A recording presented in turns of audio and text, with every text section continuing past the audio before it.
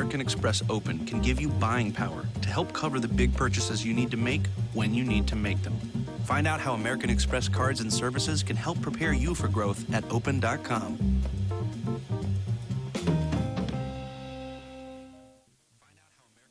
Police in Fairbanks, Alaska are looking into the discovery of 4 bodies in a hotel room, 3 adults and a child. They say it appears to be a murder-suicide and that a distraught man led them to the scene. There were 4 deceased individuals found inside that room. All appear to have died from apparent gunshot wounds. Officer Doug Welborn says even though the investigation is ongoing, there is no threat to the public.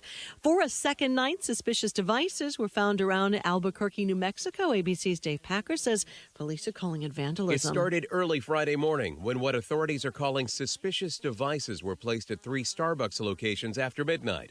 One of the devices causing minimal damage. Then, late Friday into early Saturday, 3 more suspicious devices were discovered, one in a paper shredding business, one in a Barnes & Noble location, and another in an Old Navy store. Albuquerque police say they have a suspect in custody, but the FBI have taken over the investigation. Dave Packer, ABC News. Well, maybe you didn't hit the mall on Black Friday because you shopped the day before. Adobe Digital Insights, which tracks online shopping, says we shelled out a record $3.34 billion on Black Friday. Thanksgiving Day sales totaled $1.93 billion, which is up 11.5% from the day last year. Better, but short of the $2 billion that Adobe had predicted. This is ABC News. Ace is a place with the helpful hardware, folks. I got my Christmas lights out. They're a huge, tangled, non-working mess. I showed Dominic our LED light sets. They last longer than traditional lights, and they're on a reel, so they're easier to handle. Ace is a place that knows nothing takes the joy out of Christmas like untangling lights that don't even light.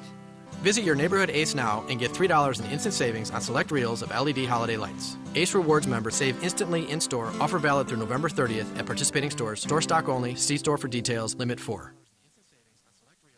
Daria Albinger, ABC. From the KMET Weather Center for Beaumont and the Pass area, we'll have afternoon showers, possibly a thunderstorm. Our high 60 with winds to 25 miles an hour as we continue the holiday weekend. There's a high wind watch in effect this evening through Sunday night. We'll have showers, possibly a thunderstorm with a low of 47 with winds to 35 miles an hour. For Redlands, we'll have afternoon showers, possibly a thunderstorm. It'll be mostly cloudy. Our high 63 with winds to 20 miles an hour. There's a chance of afternoon showers for Palm Springs with a high of 69. I'm Ron Tanner for Smart Talk 1490 KMET.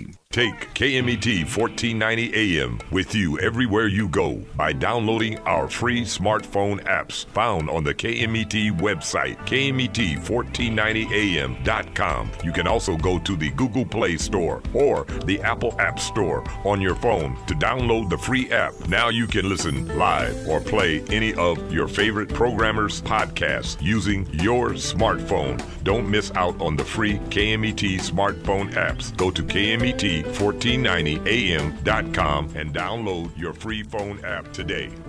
The following is a paid program. Views and claims expressed are those of the program producer and are not endorsed by this station. Opinions expressed are not necessarily those of radio station KMET, its management, employees, or affiliates.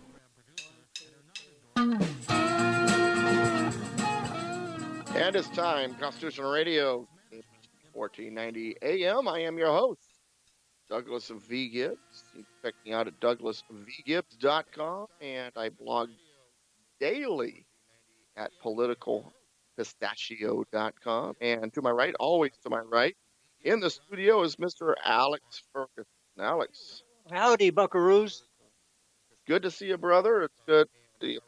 You know, we were here last week on the radio, or at least we were on the radio last week, talking about how we were very happy with how the election turned out. Now we have to see if the Democrats can steal it. You know, it's fascinating you bring that up because Clinton recount plan draws sore loser jibe from Team Trump. This is what, of course, Bloomberg is saying because they think he's being a sore loser because they're the left. Here's the beginning of the article. Hillary Clinton's campaign lawyer announced plans to participate in vote recounts of Wisconsin, Pennsylvania, and Michigan if they take place, drawing a rebuke from Donald Trump's team that the Democrat is being a sore loser. Now, remember, he was criticized for even considering the idea of not accepting the election completion, the results. The results, thank you, until he made sure. Now, they gave him hell about that, but they are now doing the recount. And they accused him of being anti-democratic and anti-American and out of sync with the flow of history and the traditions of our great nation and all this. And now that the shoe is on the other foot, they are jumping on every turtle that happens to go by that might take them to the finish line. And here's the thing, too, that's interesting to consider here. Because people say, well, she won the popular vote. She won the popular vote. Did she? According to the latest numbers, she won the popular vote by a little bit more than 1 million. But we're finding out information with illegal aliens alone. This isn't even counting dead people voting. Illegal aliens who aren't even supposed to be voting. They're estimating about 3 million, and majority for Democrat, for her. Well, the Democrats have pushed and pushed and pushed to keep photo IDs from being involved. They consider it a violation of human rights to require a voter to prove he's a citizen, which is indicative of what? It's indicative of the fact that their job is and has always been to steal elections. Now, Alex is my co-host here on KMET. My name, once again, is Douglas V. Gibbs. This is Constitution Radio. I am the Constitution guy. I teach classes on the United States Constitution throughout the week, and I've also been hired by the Congress of Racial Equality to begin a program putting the truth of the Constitution into the cities, neighborhoods, and so forth to coordinate that. I'm very excited about that. Also, one of my partners in what I do is Constitution Quest Game, and I want to throw this out there real quick. Constitution Quest Game is having a special. Today's Small Business Saturday special is free shipping when you plug in the code USA 2016 when purchasing a Constitution Quest game. Go to constitutionquest.com. Okay.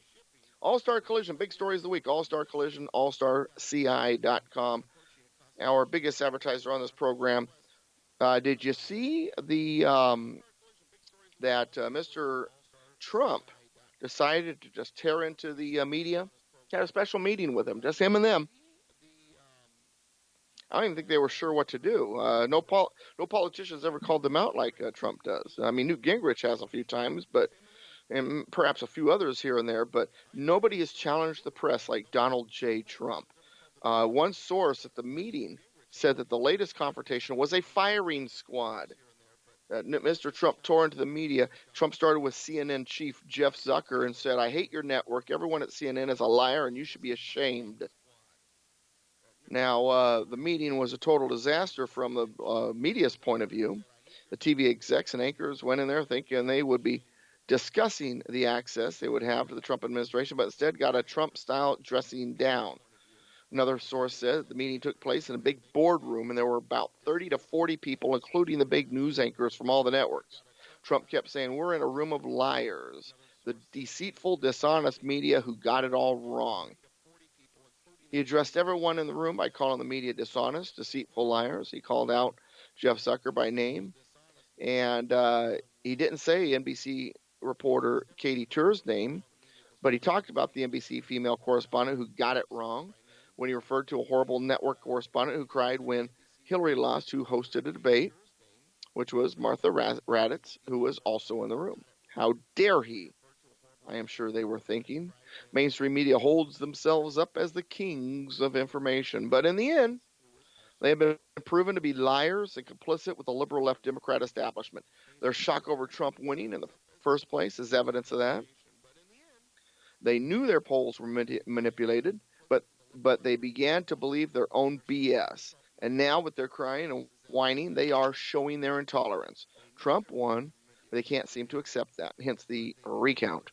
And as a result, America is doing as Trump is, calling them out as liars. Don't they get that, though this is exactly what got him elected? Don't they understand that all they're doing is doubling down on what defeated them? Alex, the media is doubling down on what caused the left to lose. Well, this is, again, an example of insanity. When you find that your methods are not working, you double down on your methods. And you call everybody a racist. But we'll get to that. We'll get to that. How about this? How about military confrontations in Europe? Russia is putting more ballistic missiles in Kaliningrad. It's a little Russian enclave that's tucked between Poland and Lithuania. And at the same time, at first I looked at this negatively, but you had a positive response. The rise of a European armed force. Now, my first thought is a powerful army in Europe. Last time that happened, wasn't it called the Nazis? But we got all these socialists in Europe, and I wasn't sure that that's a good idea. But your first thought is, well, it's about time they started standing up for themselves, right? Well, I'm looking at a world that I existed in which the object was to get peace movements going, so that the West would not defend itself. Well, let me give you some more details, though, just to throw a little kindling on the fire here. The EU army is the EU is saying that Britain will foot the bill. Now, they Brexited, but they're going to foot the bill. That'd be unusual, given the fact that we've had to pay for the UN and NATO. Well, I actually was watching video of a NATO member nation leader saying, hey, Trump's right. The United States has been footing 70% of the bill when it comes to NATO, and the member nations that are in the area, that are in the zone, should be putting more into it. My percentage. The creation of a continent-wide super army will be up and running next year, according to the leftist leaders behind its creation, blame Brexit for its creation. Here's the quote. At a time when public support for the EU is being called into question by some member states, defense and security is an area where the individual and collective benefits of more Europe can be easily demonstrated, especially regarding the likely challenges the EU's standing as a strategic actor following Brexit. Britain, according to the EU contract that they had with Britain, will still be required to participate and help fund it, if not fully fund it, despite pulling out of the EU. From ashes of tyranny, rise an army of tyranny, that's the way I look at it. I actually, like I said, originally had a negative feel about it, because last time big armies existed in Europe, well, we had a world war. Yeah, well, in the meantime, though, America has operated at a great disadvantage to Europe in that we pay for their security. It's a huge amount of money involved, and in the meantime, as soon as we exercise our power to defend the West, they show up in the streets with placards screaming that we're a bunch of fascists. So we get it coming and going. Now, as that's going on in Europe, have you been paying attention to the team that Mr. Trump is putting together? Nothing but. The only other thing I'm putting together is the attempts by the left to circumvent the election. But other than that, the team he's putting together is wonderful, except for Romney. I'm not. You don't like him talking to Romney at all, huh? Well, Romney tried to destroy this campaign. Yeah, well, that loyalty means a heck of a lot, and he ain't got any. Well, now let's do a hypothetical there. I agree with you. Romney should not be Secretary of State or given anything that has too much importance, but he does have a certain skill set when it comes to economics and so on and so forth. He has wonderful talent. There's no question about that. So let's use an example to help you understand why I think talking to Romney is not that detrimental, as long as it's not Secretary of State or something. Our good friend Jasmius, who used to be on the program, and we parted ways because he's a never Trump. Totally disagree with him on that, and he got downright vicious about it when it came to his position, and he's called me out as being a number of things. But if I was to say, and this actually could be a possibility next year or two, wind up with a program, say, on Fox News. Now, I've got my own television program, and I'm building my team of producers and analysts and researchers. He would be one of the first people I would hire as a researcher. And I would agree with you, but the fate of the free world doesn't depend upon him being chosen. Well, that's true, but the fact that he was never Trump has nothing to do with the fact that I would need a good researcher, and that's a skill set that he has. I agree. So now let's go back to Romney. So Romney practically tried to destroy this campaign, so I'm not necessarily going to, it's just like I wouldn't have,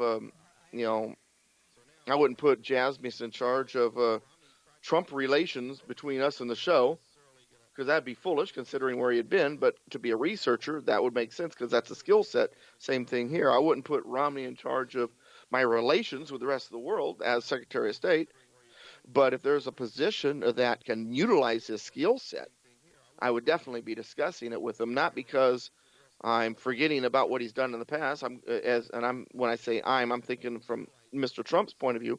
I'm going to remember everything that Romney said and did. However, I'm also going to recognize there's a certain skill set there that may be necessary to help the administration accomplish what we want to accomplish. Romney suffers from conservative derangement syndrome. When he sees real conservatives, he attacks like he never attacked the Democrats, and that's where I'm worried. When I see somebody playing that game, in that what we call syndrome, I'm thinking, no, we're dealing with compulsion here. Well, the way the Republican establishment has attacked Trump, everybody's first thought was, well, where was this attack for the last 8 years when it came to Obama?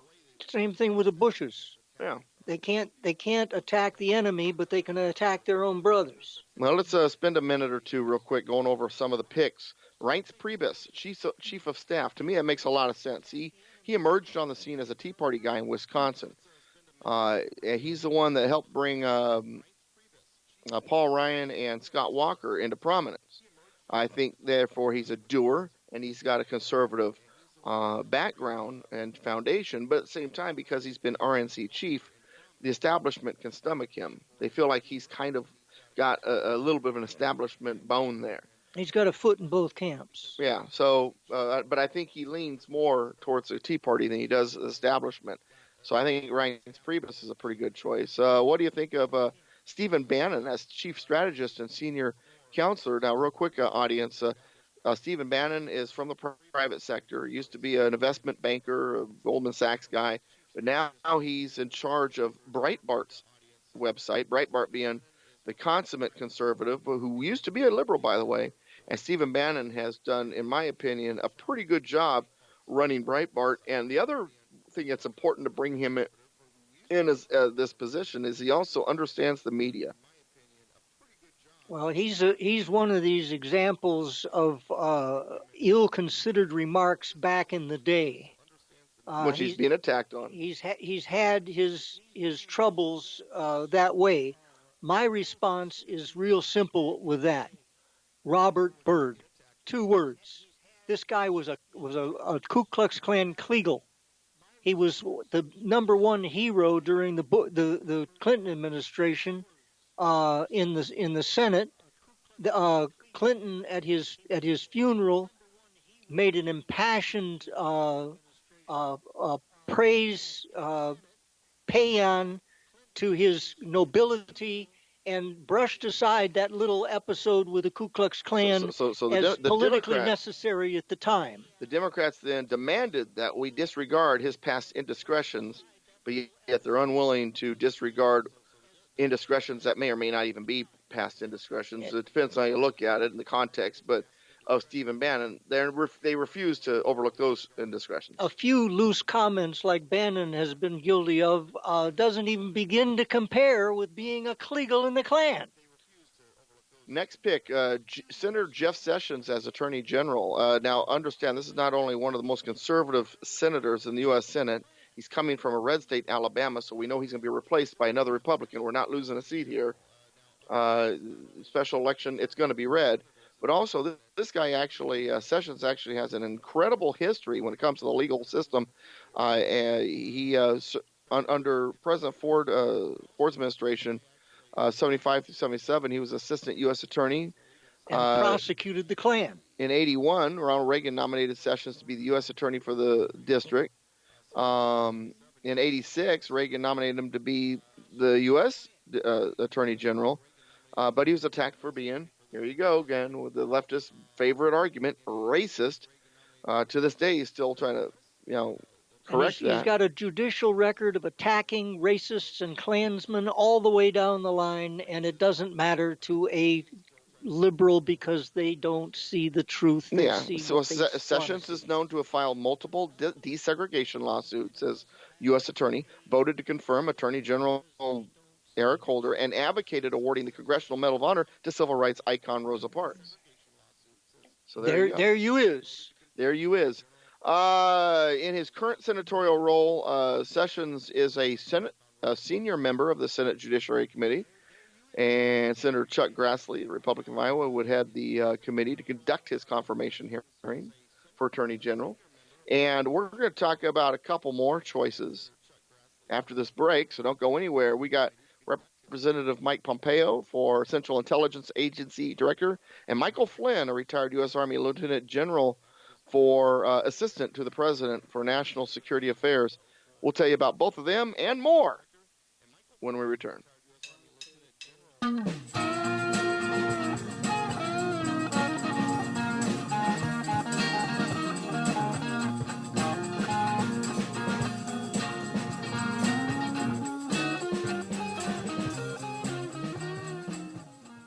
You got a dent in your door, a scratch in your fender, or a scratch in your door and a dent in your fender. If you need auto detailing, if you need fire shooting decals on the side of your car, if you need a rally stripe right down the middle of your hardtop, I don't care what it is. The Patriots at AllStar Collision are the place you want to go. They're the only place to go. 522 Railroad Street in Corona. Web address allstarci.com to see all that they do and what they're all about. Phone number 951-279-9161.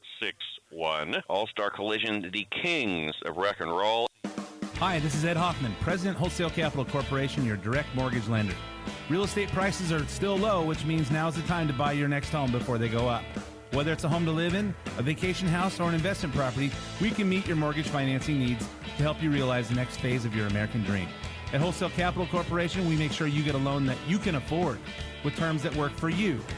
Wholesale Capital welcomes FHA buyers, conventional buyers, jumbo loan buyers, and we proudly help the U.S. military veterans take advantage of the zero down payment VA loan program.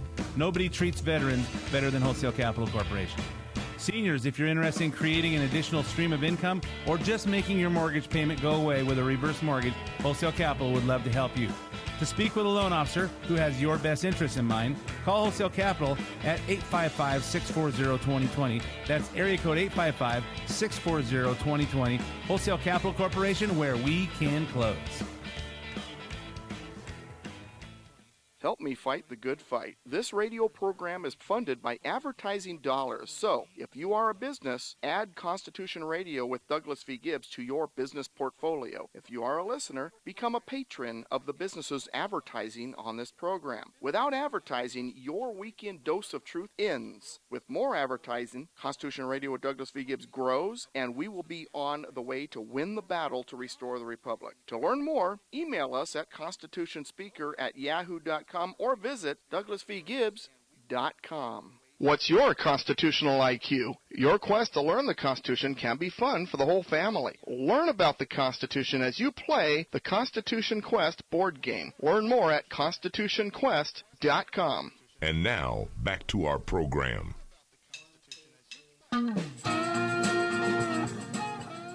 And welcome back, Constitution Radio with Douglas V. Gibbs, right here on KMET 1490 AM.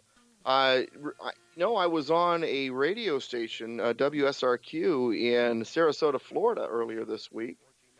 Was it Wednesday? Yeah, Wednesday. I was on the WSRQ. Bob Rainier interviewed me.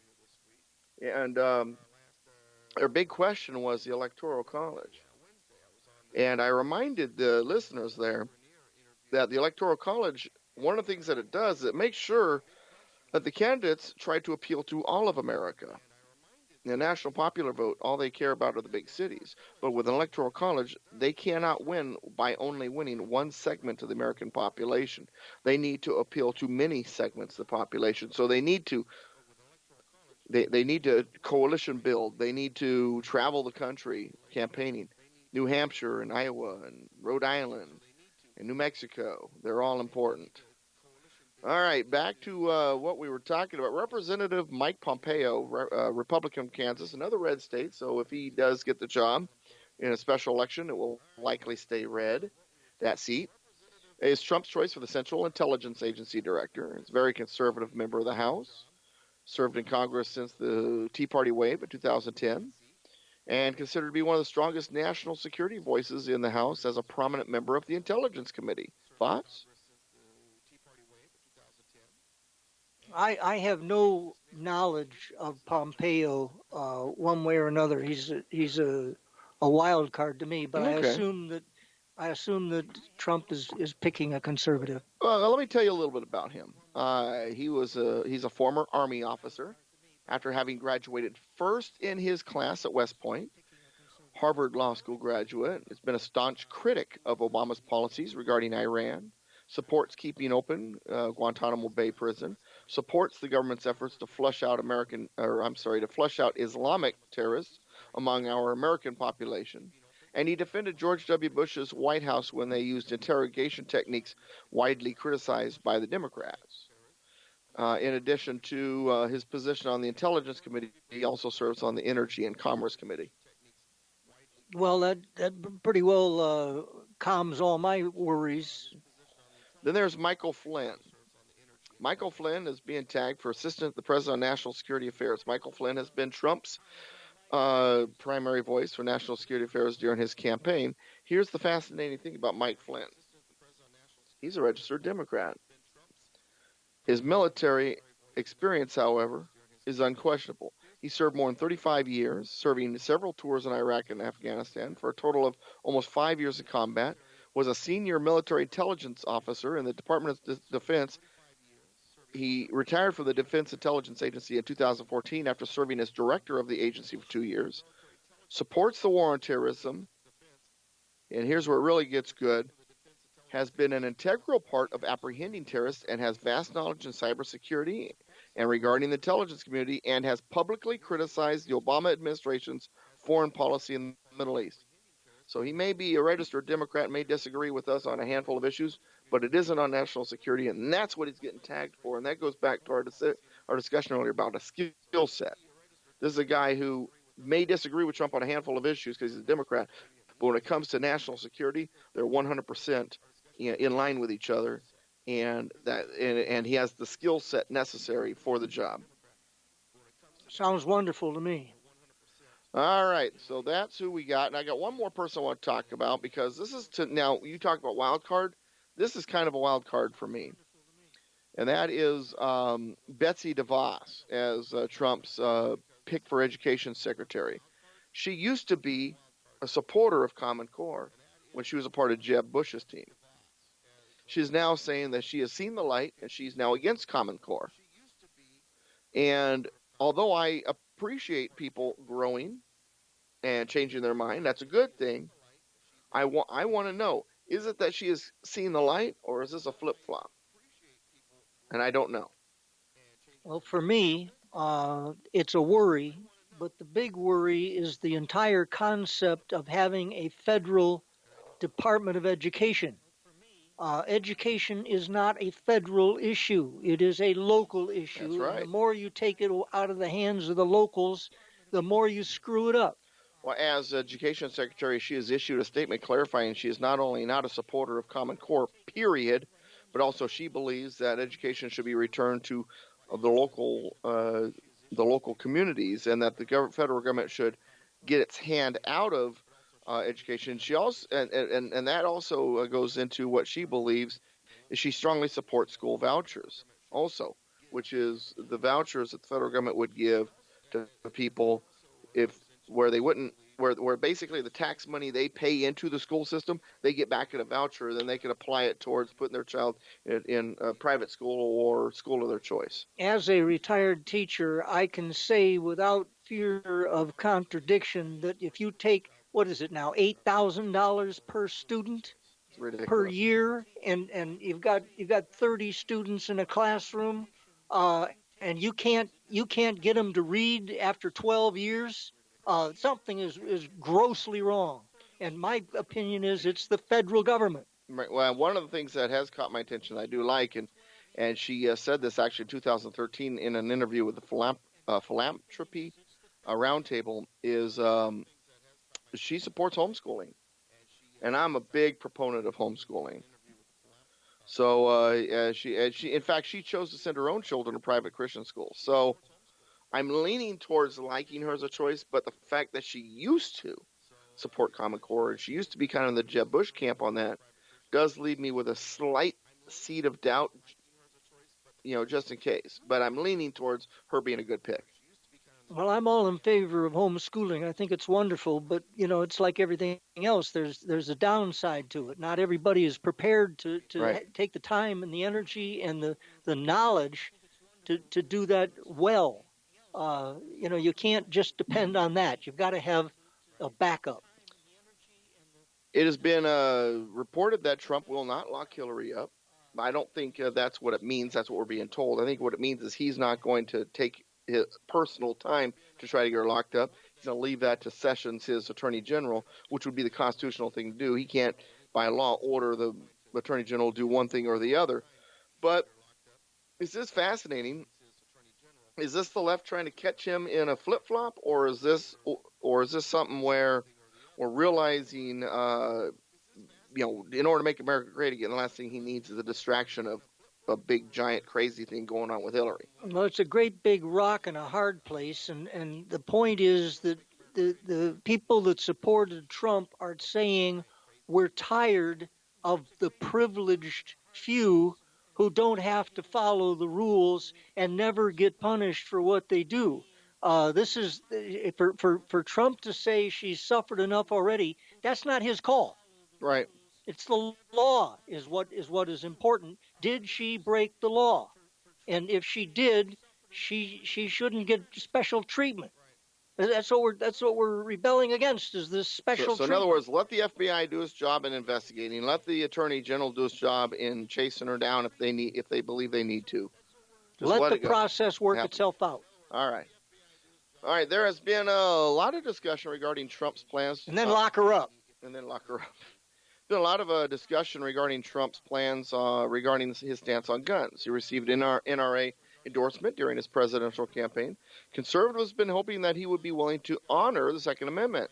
According to reports, the Trump White House plans to call for the implementation of a national reciprocity law for licensed concealed carriers across country. Basically, what this would do is make the concealed carry permit like a driver's license. If it's good in your state, it's good in all the states. The federal government will mandate that. And actually, that kind of ties into, even though I don't like them getting involved in mandating things, it does tie into the Fourth Amendment, which is full faith and credit. And in fact, that's the argument that the gay marriage proponents use. Hey, if gay marriage certificate is good in this state, it's got to be good in that state. Can we not use their same argument for concealed carry permits? Well, I'm saying that beyond that, the Second Amendment is the Second Amendment, and although I know you say it only applies to the federal level, I believe it should, in principle, apply to the states in as much as the principles do. Your right to keep and bear arms goes all the way across the board. Well, in as much as the state is demanding that you prove you have a good reason to have a concealed weapon permit, and I'm saying that the state should be required to prove that you don't have a good reason to have a concealed weapon permit. I shouldn't even need a permit. Okay. Personally, I believe that concealed carry should be something that's by choice, regardless of permit. But whatever, it shouldn't be something that the carrying party justifies. It should be something that you have to challenge and prove that he doesn't have the wherewithal.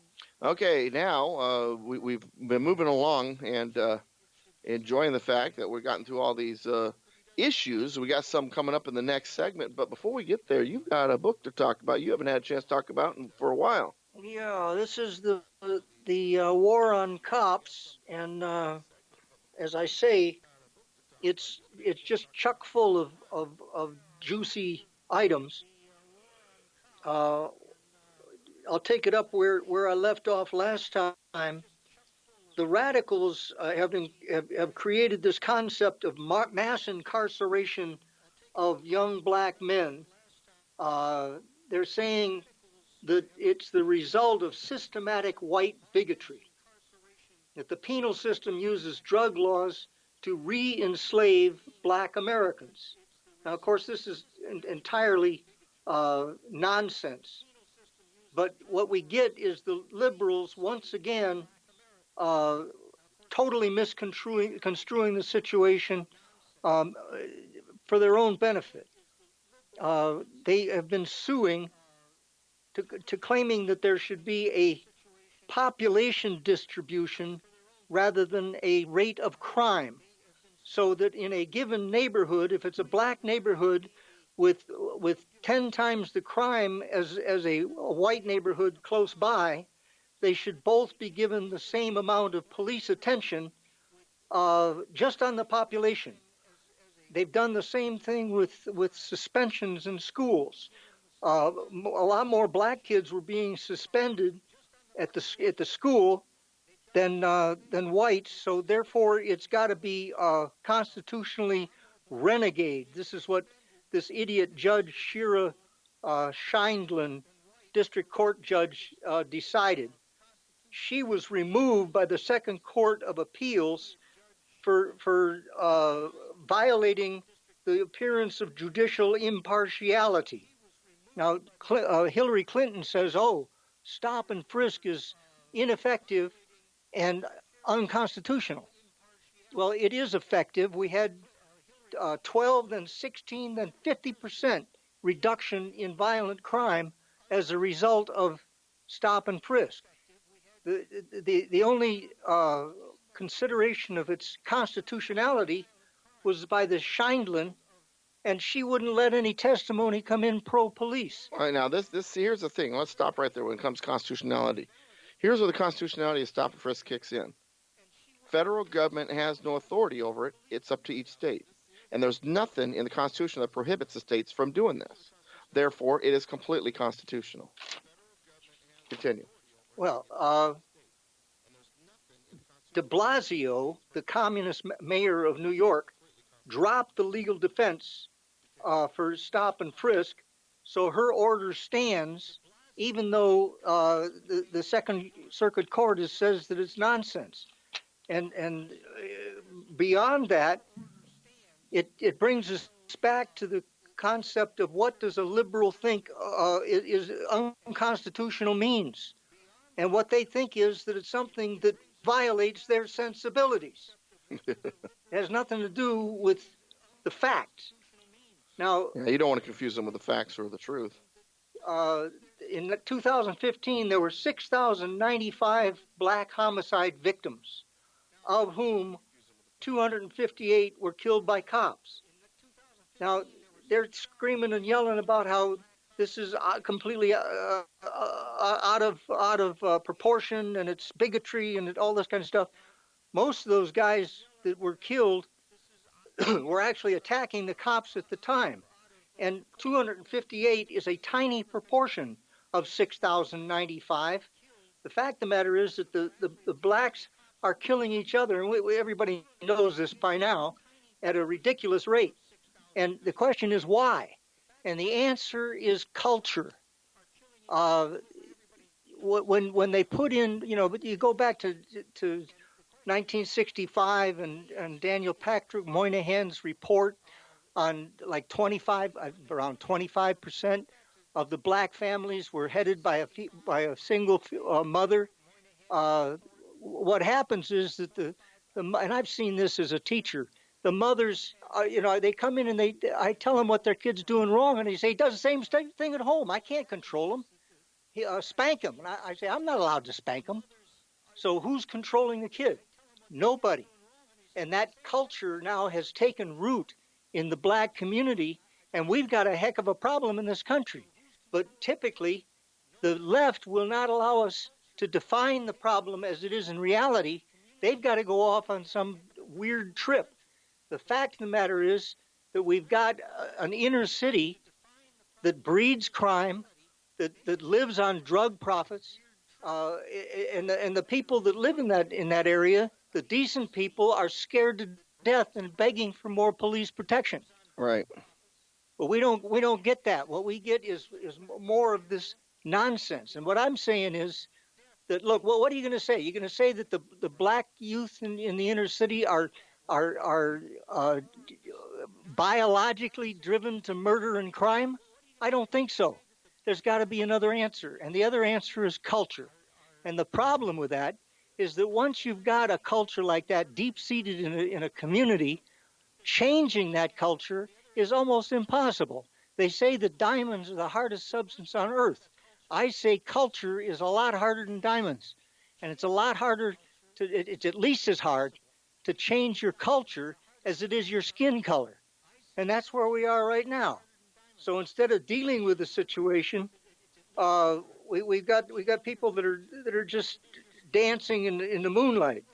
See, and that goes back to my work with Congress of Racial Equality. The idea is to get me into the culture, to change the culture within by teaching them the truth about limited government. And I was reading a book, matter of fact, a month or so ago. It was talking about how the black culture, for example, is a myth. It's an illusion. The Ebonics that is spoken when it comes to the stereotype and the soul food and all that. You know where the root of all that comes from? The slave masters. The language is the language of the slave master, and the food is the food of the slave master. And they took it on as their own culture. How many in the neighborhood do you think realize that? Well, as a matter of fact, I did, but that's because that's my bailiwick. I'm a linguist. I'll give you an example of what I'm talking about. Yeah, you got about a minute left. The rate of homicides by young Asian males is so low as to be statistically negligible. In other words, their culture requires courtesy. It requires respect. It requires success. All of these things are paramount in their world, and so they don't commit crimes. It's not race. It's not some evil for being a dark person. It's a question of culture. Okay, you got a population of blacks makes up 60% of the murder arrests, 58% of all robbery arrests. In New York City, blacks are 23% of the population, but they commit over 75% of the shootings. This is not racial. This is cultural. And what does the Obama administration do? They go into Ferguson.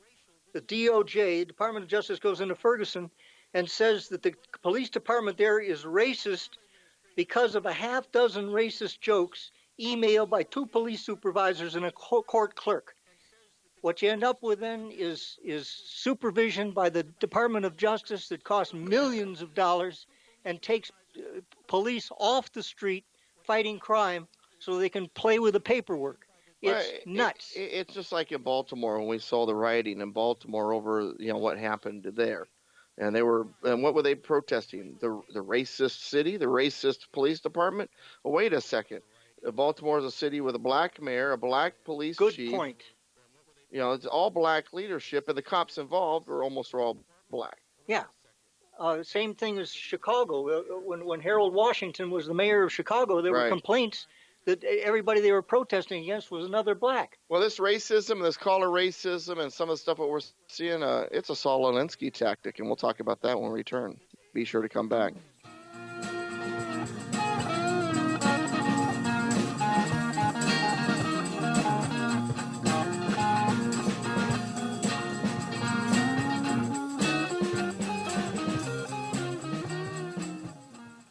The true patriots of AllStar Collision have been proudly serving the Inland Empire for over 20 years. Built on honesty, integrity, quality, and old-fashioned customer service, we offer lifetime warranties for our work, and every vehicle serviced by AllStar Collision is washed, detailed, the headlights polished, fluids are checked and topped off, safety checked, and returned in showroom condition. We offer free estimates, are approved by major insurance companies, and accept all claims for all cars and trucks. We use computerized frame straightening to factory specifications, offer fiberglass body repair and paint, free local pickup and delivery, and after-hours towing. Mention this radio program at drop-off and receive $100 off or a free rental car for up to 5 days during your repair. Visit us at AllStar allstarci.com or at 522 Railroad Street in Corona. Call us at 951-279-9161. We are the kings of wreck and roll.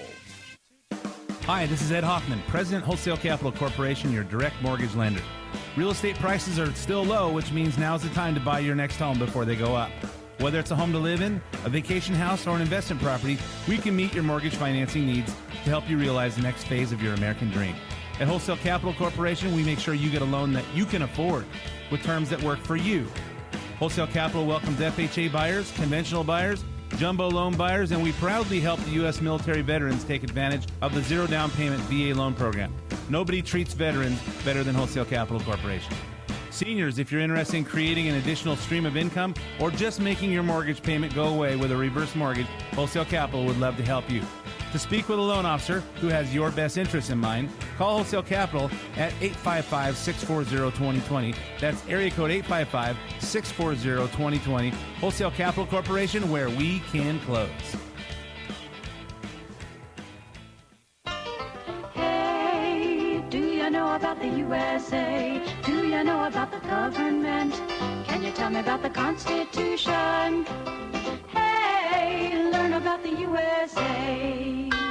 The Constitution is the instruction booklet for taking back the country. Douglas V. Gibbs. 1787, I'm told our founding fathers did agree to write a list of principles for keeping people free. The USA was just starting out. And now, back to our program. Welcome back, Constitution Radio with Douglas V. Gibbs, KMET 1490 AM. I am Douglas V. Gibbs, douglasvgibbs.com, politicalpistachio.com. Be sure to buy my books. If you go to my website, click on the books link, and I've got 3 of them on the Constitution, 1 of them on abortion, and I am working on a couple others right now, along with a curriculum, which will also be available for sale for everybody for the Congress of Racial Equality, which we're going to start putting Constitution classes in the inner cities. And as a matter of fact, real quick, Mr. Niger Innes is a spokesman for CORE, and talked to him last week. And Mr. Trump wants to know more about what we're doing. So we, in April, are going to meet with Mr. Trump regarding what we're doing to get Constitution classes in minority neighborhoods. That's right. Yours truly, Mr. Constitution, and Mr. Trump are going to have a meeting together in April. That's the plan anyway. Okay. Liberal left has come up with a new term for their latest deceptive game of race card. Have you heard about it? Alt-right. Have you heard that term? Everybody, this alt-right, this and alt-right, that, KKK, all the right-wingers. Then they throw the Tea Party in there, and, it's all this fascist, Nazi, alt-right. And you are one of those, according to them, sir. And when I say you, I mean Mr. Alex to my right. Golly, Sergeant Carter, I didn't even know how to spell that. Now I are one. Yeah, alt-right is supposed to be the right-wing racist white supremacists of the GOP, who the Democrats say are also the people who support the so-called white supremacist racist Donald J. Trump. Except it's all based on empty rhetoric. It's a bunch of hooey. And the question is these people already believed and were shocked when it didn't come true. Their manipulated polls, their manipulated rhetoric regarding the election, they believed all that. And there's even some of these ridiculous college kids out there saying that Obama, is being dislodged by this racist who wants to bring back slavery. Never mind that it was the Republicans who eliminated slavery, Jim Crow laws, and poll taxes. Now, Mr. Alex Ferguson here brought to my attention something very fascinating that's created a new argument for me when I get together talking with people. And here's this, and here it is. We are being told all the time, the white supremacist groups, KKK, and all this other stuff, these crazy right-wing racists are supporting Trump, and there's even video of them holding up a flag that says, "We're for Trump," KKK for Trump, white supremacists for Trump. Snapping the Sig Heil salute. Yeah, so everybody's like, oh, look, the right-wing racists are all for Trump. Are we sure about that?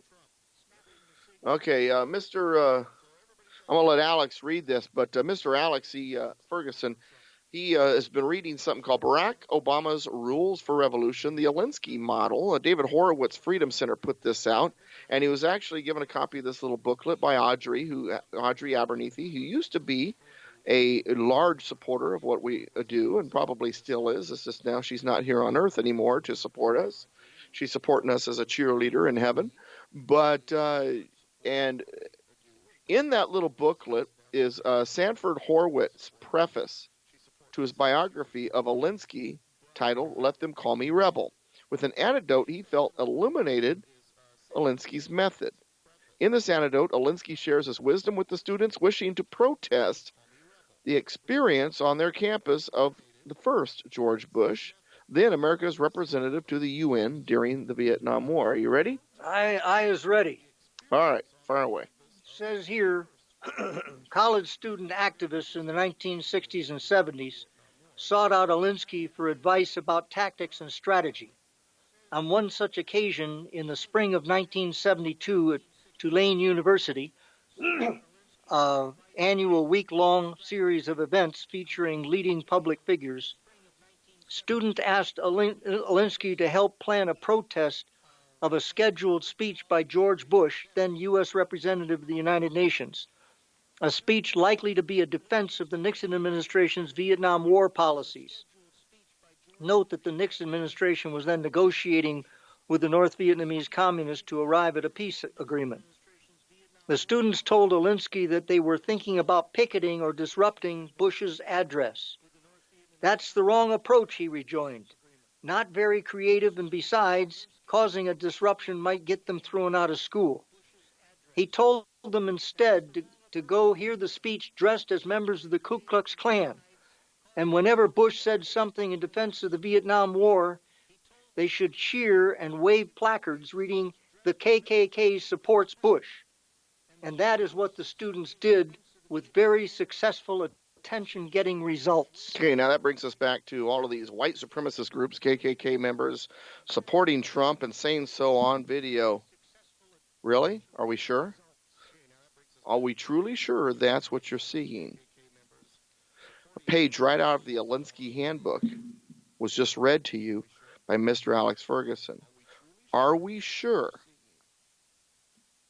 that what we are seeing is the truth? Remember, the liberal left uses illusion, deception, smoke and mirrors. With all of that in mind, let's realize that Trump ultimately won a larger share of the black vote than Republican contender Mitt Romney did running against President Obama in 2012. The mainstream media will refrain from reporting that, just as they will never report on nor accept the fact that media mogul and BET, that's Black Entertainment Television founder Bob Johnson, told CNBC that fellow African Americans should give President-elect Donald Trump the benefit of the doubt, and that he hoped common ground could be reached with the incoming Republican administration about issues facing the black community. As stated before, the race card is not a new attack. Back in 1986, when Ronald Reagan nominated Jeff Sessions, we mentioned this earlier, as Attorney General, he withdrew because of the attacks of him being racist, despite the fact that it was completely false. And even today is still having to defend himself against those false accusations. The Democrats are even accusing the Trump campaign of using the alt-right to engage Reconstruction-era style voter suppression tactics. While likely just another false accusation, realize the mainstream media remained completely silent during Obama's election when the Black Panthers openly used voter intimidation and suppression as a tactic. The good news is that conservatives see through the race baiting and the false nature of the attacks. The bad news is that the uninformed voters are flocking like rats to it all, serving the Democrat leadership and media like mindless idiots following a Pied Piper with a flute. It's important to remember that two very prominent disciples, and I'm talking about loyal disciples of Saul Alinsky, the number one 20th century communist voice, are Hillary Clinton and Barack Obama. Hillary almost went to work for Alinsky's organization, and Barack Obama taught Alinskyite tactics at college. Real quick, we got 2 minutes to talk about two more items. I want to bring them up really quick. Israel has been in flames. There's evidence that it is being committed by. There's a terrorist element behind the flames. UK Daily Mail says it this way: Israel burns, tens of thousands flee the city of Haifa after brush fires blamed on terrorists ravage the Jewish state. The statement by Netanyahu is that if there's any proof of arson, it will be treated as terror. Internal Secretary Minister Gilad Erdan said that half of a spate of fires have been arson terror, while another minister appeared to point a finger at the country's Arab minority, drawing fierce rebukes, of course, from the Arab Israeli leaders. Any comments? I think you had stated earlier during a break that, in fact, they have film of a Palestinian. Yeah, they do have video of one starting the fire. Starting a fire. Of course, that won't mean anything to the liberals because... Social media, they're celebrating it because they're saying this is what Israel gets for outlawing their call to prayer. And real quick, because I've got like 30 seconds here. Fidel Castro dead at 90. May he burn in hell with Ted Kennedy. The end of a Soviet communist era that brought communism to the Western Hemisphere, and 90 miles from our coast in Miami, Cuban exiles are celebrating. And that said, we are done. Plug yourself. But Barack Obama is broken-hearted. Oh, yeah. Trump's been harsh about it, and the media's all upset because Trump's being so harsh about this. All right.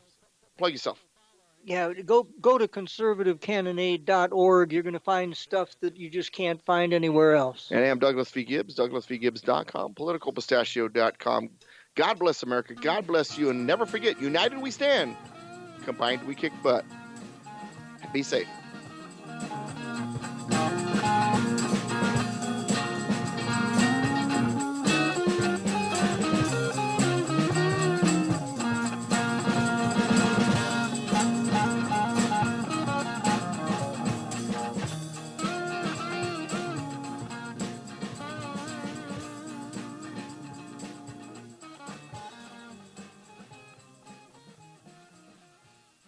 The proceeding was a paid program. Views and claims expressed are those of the program producer and are not endorsed by this station. Opinions expressed are not necessarily those of radio station KMET, its management, employees, or affiliates.